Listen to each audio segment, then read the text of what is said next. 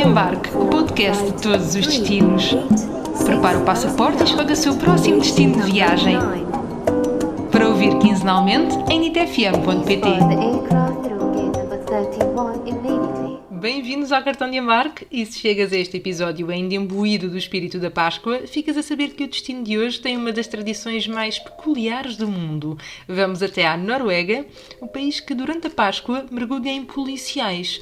Parece que durante a época pascal, os noruegueses das mais diferentes gerações gostam de ler e ver crimes de Páscoa. Dos livros à televisão e ao cinema, parece que as origens do pós-crime remontam há 100 anos e aposto que não tem nada a ver com aquilo que a maioria de nós fez ao longo dos últimos dias. Mas para nos falar da Noruega, hoje contamos com um convidado muito especial. Ele é músico e apresenta um estilo muito próprio. À música tradicional celta e nórdica junta uma dose de jazz, que já resultou em 2 álbuns em nome próprio. Daqui a pouco, no Cartão de Embarque, teremos o Anders Lillebo.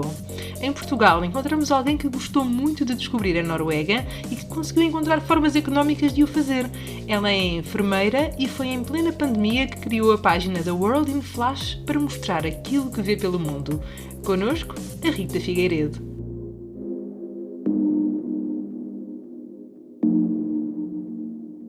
Então, sou enfermeira, tive a oportunidade de começar a fazer pequenas viagens pela Europa em 2011, foi assim a minha primeira viagem.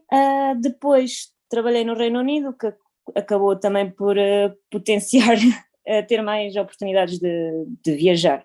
Pronto, e foi mais ou menos assim o meu interesse começou. O Instagram de viagens começou na pandemia, foi um pequeno hobby e a maior parte delas, aliás, quase só para aí 2 ou 3 é que não são pré-pandemia, ficaram um bocadinho em stand-by com isto tudo. Falaste aí numa primeira viagem, podemos saber onde é que foi? Sim, foi a Barcelona. Barcelona era assim o sonho e correspondeu, se bem que não quero voltar. Não quero voltar porque sinto que uma segunda vez irá tirar o fascínio que tive, pronto, de 2011, por assim dizer. Como é que tu fazes, sabemos agora que Barcelona era assim o sonho, mas como é que tu fazes, por exemplo, para decidir um destino, não é? São coisas que tu pensas e depois planeias muito e sabes exatamente o que é que queres ir ver? São coisas mais espontâneas? Não, normalmente são coisas que eu desejo muito. Normalmente não, como uma pessoa marca as férias, não é tão fácil ter aquela opção de olha um voo barato e vou agora, nem aquelas opções de olha um fim de semana prolongado, deixa ver para onde é que os voos são baratos. Não, normalmente tenho as férias planeadas e começo mais ou menos a ver os voos com antecedências e, se possível, para o destino que eu tenho em mente. Não vou tanto pelo preço do voo, mas mais pelo que eu quero realizar. E como é que no meio desta tua vida surgiu a Noruega? Foi em 2016, certo? Sim, olha, eu sinceramente andava um bocadinho viciada nos vídeos do YouTube não sei se já ouviram falar, do Rick Steves. Ele faz assim uns vídeos muito espontâneos e vai aos sítios, fala com as pessoas, é tudo assim muito relaxado, por assim dizer. E apresentou-me a Noruega de uma maneira que não foi, olha, vou aqui à capital. Pronto, e foi isso que eu quis fazer. Começámos, não foi numa ponta, não é? Porque uma semana também não dá para tudo, mas começámos numa zona e acabámos em Oslo. A Noruega foi assim que surgiu. Pronto, acho que quem vê aquelas paisagens de fiordes não resiste. E Noruega sim, quero voltar. Se posso voltar, de certeza que não me vai desiludir novamente. Então, mas como é que foi isso para afinal quereres voltar à Noruega? O que é que mais te cativou? A natureza e a paz e não haver um aglomerado de turistas em todo o lado, foi o que eu mais gostei. E nós sentimos-nos minúsculos naqueles fiordes, mesmo pequeninos. Por exemplo, a capital para mim não valeu a pena. Se fosse hoje, tirava pelo menos um dia de Oslo e passava para ter estado mais tempo na parte dos fiordes. Mas acho que vamos aprendendo, daí que queira voltar um dia. Já percebemos que aqui Oslo, em comparação, obviamente, com tudo o que é depois a riqueza, não é? Paisagística e a nível de natureza que a Noruega nos oferece, enfim, é sempre uma comparação um bocadinho injusta, não é? É Sim, sempre sem dúvida. difícil. Mas como é que foi, por onde é que andaste na Noruega? Quais é que foram assim os sítios que te recordas para onde passaste e que te Ai, marcaram? olha, eu tenho o meu livrinho pequenino que eu vou apontando algumas coisas e ainda tenho algumas coisas apontadas lá. Então, como eu estava a dizer, na altura, como estava em Londres, consegui um voo para Alsund. Alsund é relativamente perto do Geiranger, que é um dos fiordes mais conhecidos. Então voei para Alsund, fiquei lá uma noite. É assim, é bonita a cidade, vale a pena. Há lá uma escadaria enorme que vai, e temos vistas fantásticas da cidade, parece uma pequena cidade de Lego. Mas pronto, tirando isso, está à vista a cidade. No dia a seguir, então, fomos buscar o carro que alugámos e pronto, lá fomos até ao Geiranger. O caminho, sinceramente, o caminho é todo ele é interessante porque vamos sempre pelo meio da natureza e atravessamos túneis enormes. Eu fui em julho e mesmo assim conseguimos ver montinhos de neve aqui e além. Não estava frio, mas também não estava julho para andar de manga curta, pelo menos naquela zona. Pronto, depois conseguimos, assim, hotéis depois naquela zona de fiordes temos duas opções, ou vamos para as estâncias turísticas de ski, as estâncias de ski, e pagamos bastante, são muito caros, ou então eles têm muitos parques de campismo que têm cabanas, por assim dizer. Uma das fotos que enviei, inclusive, é a vista que temos da cabana. Sinceramente, para mim foi a melhor opção, acho que deu-nos uma realidade de estar ali mesmo no meio muito interessante e acabámos por ficar em Olden, que também acho que os navios cruzeiros que fazem os fiordes também passam por Olden e conseguimos uma noite na Noruega por 40€, portanto é fantástico. Sim, é uma cabana, sim, vamos aos balneários, mas tínhamos tudo, comprámos comida no supermercado, tinha cozinhazinha à parte, está feito, pronto. E acho que foi a nossa melhor opção, e se fosse hoje ficava lá 2 noites e não uma.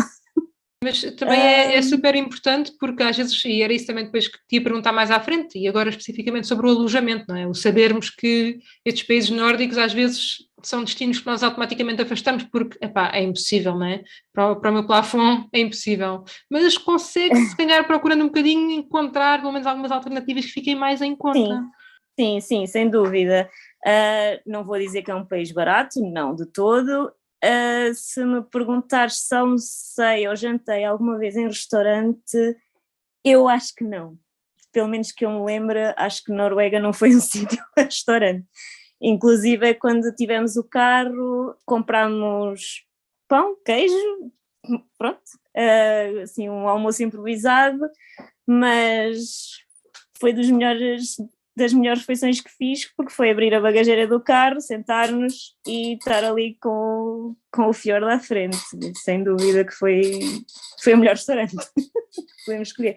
Aliás, porque também não temos a opção na zona de natureza de andar a parar, a estar a cronometrar a nossa viagem com restaurantes, acho eu. Pelo menos eu não queria ter essa responsabilidade. E pronto, foi mais ou menos assim. Depois continuámos a viagem de carro.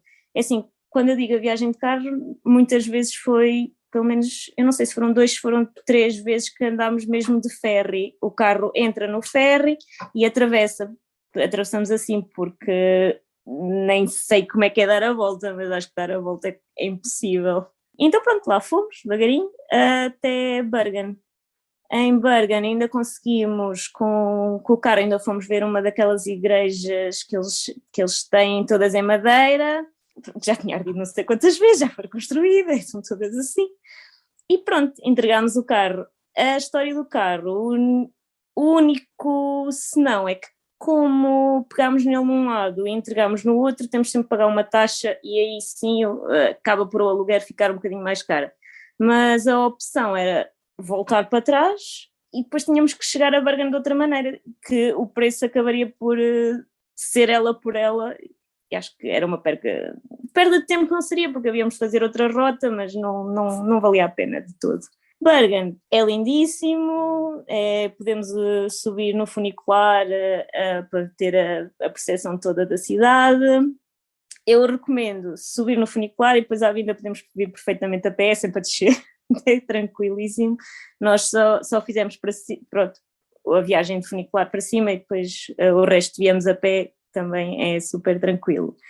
Lá ficámos num hotel, assim, tipo, era um daqueles hotéis que até fazemos quase self-check-in, não há assim uma recepção em si. Também tinha a opção de fazermos as refeições lá e ficou 90 euros por noite. Não foi loucura, não foi loucura. A maior loucura foi mesmo Alsund, a primeira noite foram 140 euros, mas não tinha assim grande opção e teve que ser. Bergen é fazer a cidade a pé, não precisamos de transportes para nada e vemos aquela zona onde atracam os cruzeiros, que é assim a zona mais antiga, e tem também um bom mercado, que foi também lá que acabamos por almoçar.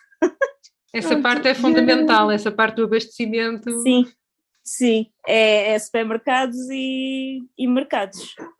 Na minha opinião, é a melhor opção na Noruega. Acredito que tenham restaurantes fantásticos, não posso aconselhar. Quando estou em viagem, os mercados são mesmo dos sítios que mais gosto de visitar. Não só pela frescura e qualidade dos produtos, pelo menos na maioria dos casos, mas também porque costumam ser uma montra do país, com as suas cores e cheiros, as pessoas e a forma como nos abordam. É quase uma viagem dentro da viagem. E o Anders apresenta-se como um viajante musical. Ele cresceu no sítio que fica mais distante do mar, bem junto à Suécia, começou por estudar jazz e apaixonou-se por Galway, na Irlanda, onde acabou por viver durante 2 anos. E não podia ter sido uma mudança maior. Agora ali, na Irlanda, com o Atlântico mesmo à porta. So first of all, thanks for inviting me to your show. It's great to be here. And well, I'm Norwegian and I'm a musician. And it's kind of fitting that this is a travel podcast because I view myself as a sort of a musical traveler in a way, because I started out playing blues and jazz and those kinds of genres of music in my youth, and after finishing my jazz education in Norway, I kind of got bored a bit of the whole jazz scene, and then I got really, really interested in Irish music, which brought me to Ireland. So I spent 2 years on the west coast of Ireland in a city called Galway, which is a brilliant city with lots of music and art. Yeah, I will highly advise your traveling listeners to go there if they haven't yet been there. And also that's like I'm from a place in Norway which is just on the border between Norway and Sweden. It's actually the farthest place you can go from the sea in Norway. So, I mean, I didn't even see the sea until I was 14 or something. Also very cold. It's one of the coldest spots in Norway, even though it's not that far north compared to other spots, but it's so far inland, so the hot Gulf Stream or whatever doesn't really reach us. So you can imagine it was a bit of a shock moving to Galway and like getting the Atlantic Sea just straight in my front door. But I mean, I love the music, I love the city, and after a while I ended up moving back to Norway again, and ever since I've been active in the Irish Celtic music scene and in the Nordic folk music scene, and I also play a bit of jazz still. So, and I have released 2 albums under my own name, which I understood you're familiar with, which means a lot to me. Yes. Oh yes, I am, and I'm already a big fan of you. I already told you. Thanks. And I'm also a podcaster, actually, so we are colleagues, sort of, in that regard. I run a podcast called The Folk Music Podcast, where I interview folk musicians from around the world and speak about things like their artistic vision, their or musical identity, or creative processes, and all of these things. So, yeah, that's sort of me in a nutshell, I think. And, getting back to the beginning, how did it all started with music? Why did you get so involved with it? You told us, you were in the beginning with more into the jazz scene. How did it all started? I'm from a very small and rural place in Norway. It's far away from everything basically. So the only options you have over here as a youth is either you start to play football or do some kind of sports, or you can play music. And I wasn't really that much of a sports person when I was a kid, so I tried my best at the music thing. I mean, I don't come from a musical family or anything like that. It just connected with me somehow. I guess you know how it is. Like, you just try some things when you're a kid and see what sticks. And for some reason, music really resonated with me. And when I got a bit older, I started studying jazz or studying music, and then I met other people who played different kinds of music and got inspired to try new things. And that's basically how it goes. Like, you don't really know how life works sometimes. Things just happen. It just happens and you go with the flow, right? That's what I'm trying anyway.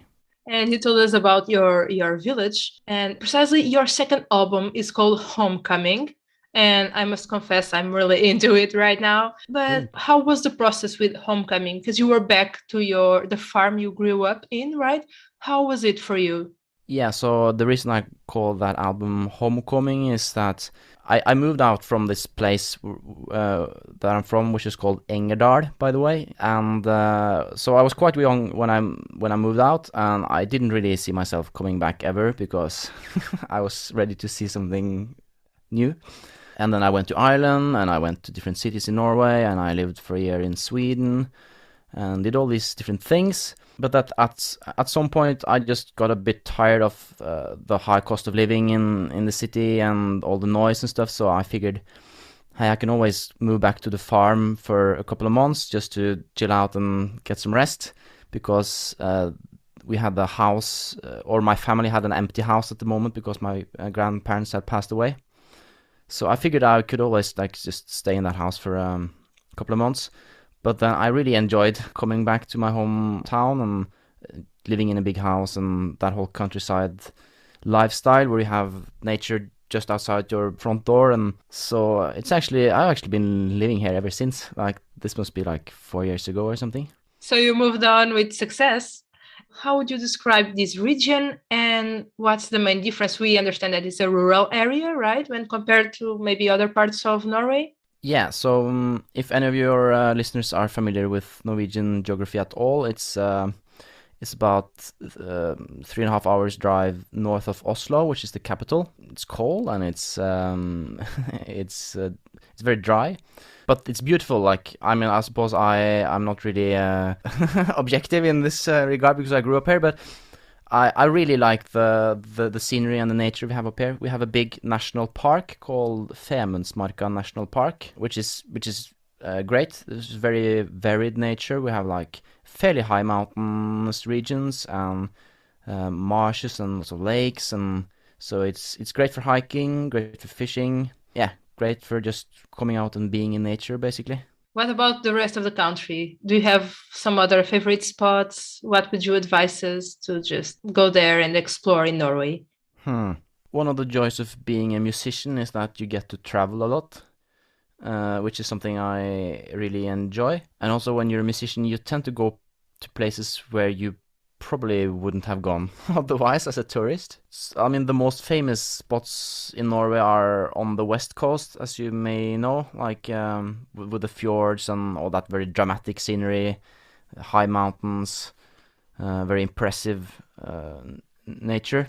And I mean, I love that stuff. The scenery where I'm from, it's more muted in a way, but there's a beauty in it, I find, that I really appreciate. But so I mean, it's great to go and see the fjords by all means if you're in Norway. And I think Oslo is a great city. It's a small city. It's nothing like Copenhagen, for example. It's much smaller, but there's a lot going on there when it comes to culture and museums and exhibitions, and it's a great spot for culture and art and music if you're into that sort of stuff.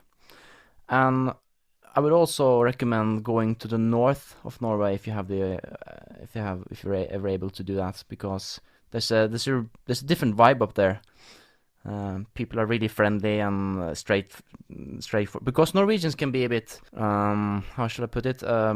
We usually take a bit of time to warm up to people. If you go into a bar in Norway and you don't know anyone, you can't really expect people to come up to you and speak with you. It's not like Ireland or England. But I really like the north. I like the nature. I like the people, and I go see Tromsø. That's a great city up north. Also, another great spot in the north is an island called Senja. Great nature, like very dramatic scenery up there.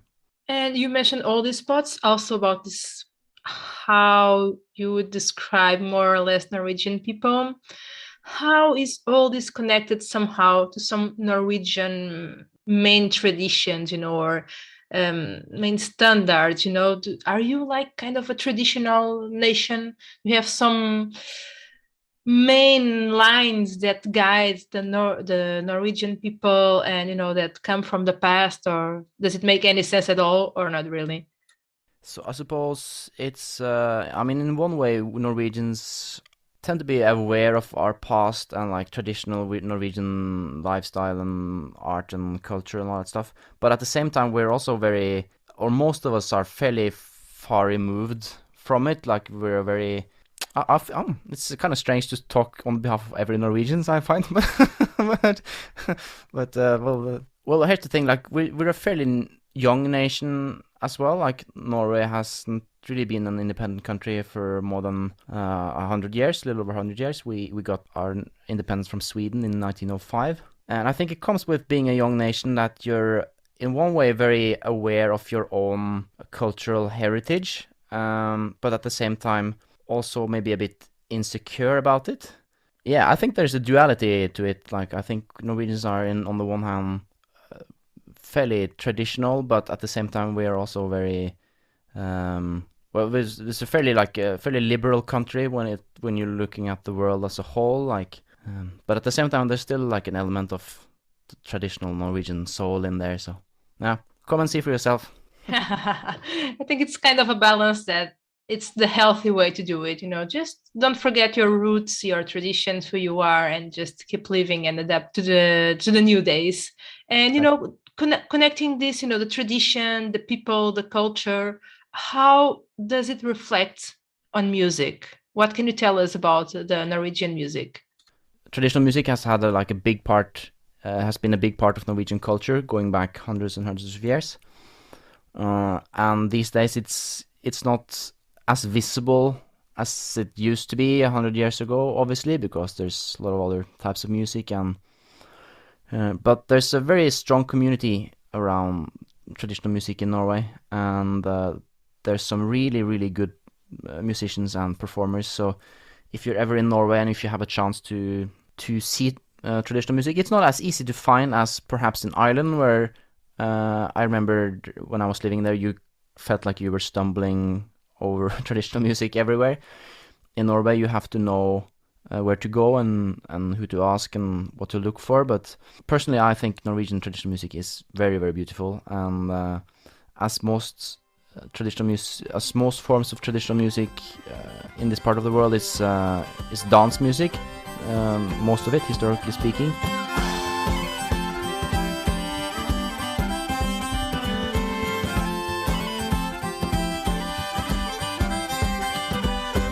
So it's very rhythmic, it's very energetic, very dramatic, and some of it can sound a bit alien to our modern ears, perhaps, especially with the beats and the rhythms being a bit very different from what we're used to hearing these days. But if you give it some time, I'm sure you'll get into it.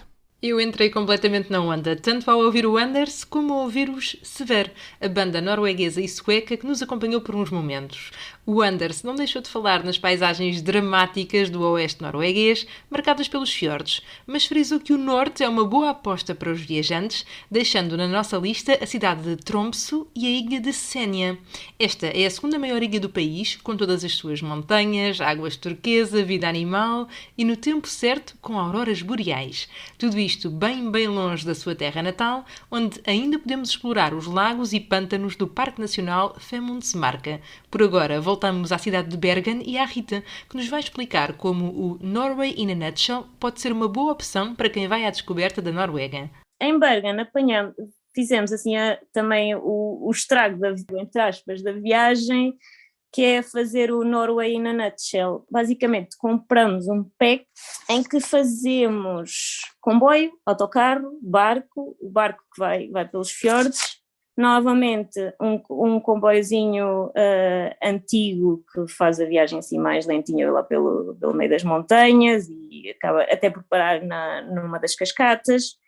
E depois, sim, apanhamos o comboio mais moderno, mais rápido, que vai até Oslo. Já não me lembro bem, penso que foi 150 € cada um, mas o que nós tínhamos visto, inclusive tivemos a fazer mesmo o preço de cada viagenzinha se comprássemos à parte e não valia a pena. E assim também temos a garantia que apanhamos tudo direitinho. Mas eu acho que vale muito a pena, porque primeiro é uma viagem de comboio básica, mas depois vamos no autocarro, em que o senhor vai sempre explicar a paisagem e explica também algumas das tradições, modos de vida da Noruega, a questão dos rebanhos serem guardados durante o inverno, e eu não me atreveria a conduzir um autocarro ali, acredita. E para além disso, depois chegamos ali a uma zona do fiord em que apanhamos um cruzeiro que vale super a pena. Depois atracamos novamente e vamos num comboio antigo, não sei, se calhar parecido com o que faz o Douro, ou talvez seja assim algo assim. Não, vale muito a pena. Acho que é a melhor maneira de fazer Bergen-Oslo é fazer o Norway in a Nutshell. Sim. E houve algum, estavas agora aí também, enfim, estamos a ouvir-te e estamos quase a acompanhar, quem já lá esteve, claro, melhor do que quem não esteve, como eu, mas parece que estamos a conseguir visualizar, não é, as paisagens que descreves e, enfim, todas essas viagens. E eu ouvi-te agora a falar até desta experiência agora e do ouvir as histórias, e houve alguma história ou algum momento, algum sítio que te marcou especialmente? Eu acho que acordar naquela cabaninha que eu falei em Olden foi das melhores sensações, porque nós tivemos um bocadinho de azar e quando chegámos ao Geiranger estava no voeiro, vimos, claro, mas não foi na sua plenitude. Quando chegámos à cabaninha estava tudo assim, estava tudo cheio no voeiro, e quando acordámos de manhã estava um sol fantástico, víamos o fiord todo. Acho que foi assim a melhor experiência, e se calhar não estava de toda à espera que fosse tão bom ficar numa cabana. Acredito. Vale muito a pena. Acredito vale muito a pena. E para quem nos está a ouvir e também está assim disposto bora alugar um carro e aventurar-nos por essas estradas na Noruega, como é que foi essa experiência de andar de carro por lá? É fácil? Consegues bem orientar-te, chegar aos sítios? Como é que correu? É bastante fácil. Nós, por acaso, tivemos a sorte, o carro que alugámos tinha GPS, nós não pedimos, mas por acaso vinha. Na altura até tínhamos feito o download de uma aplicação com os mapas todos, e é tranquilo. Também andámos sempre por estradas secundárias, não andámos em autoestrada, não nos perdemos, os condutores são super civilizados, os turistas, claro, também anda tudo nas calmas, anda tudo para o mesmo, não paramos quase todos nos mesmos sítios, não é? Acho que vale a pena alugar o carro, dá-nos uma liberdade completamente diferente, vale a pena o dinheiro e vale a pena pegar nele num lado e deixar no outro, sem dúvida. Se puderem, façam. E sentes que, enfim, é sempre relativo, não é? Nós estarmos num país e o contacto que conseguimos, ou que queremos, ou que temos, na verdade, com as pessoas de lá. Mas sentiste que os noruegueses são acessíveis?